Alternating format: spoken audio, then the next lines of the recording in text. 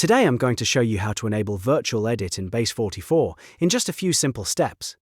This is a really useful feature when you want to make changes directly inside your project layout and edit things more visually without digging through extra menus. If you want quick, easy software tutorials like this, make sure to hit the like button and subscribe for more helpful videos.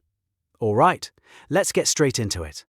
First, open the Base44 project that you want to edit.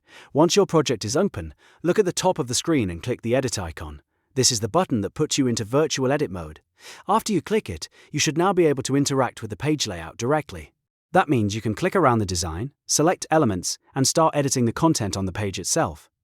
This makes it much easier to make fast visual changes because you are working right inside the layout instead of switching back and forth. Just choose the part of the page you want to modify and make your edits. It's a simple workflow, but once you know where that edit icon is, it saves a lot of time. And that's really all there is to it.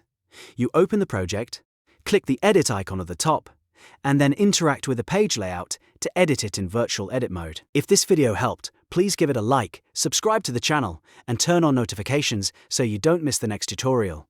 Thanks for watching, and I'll see you in the next one.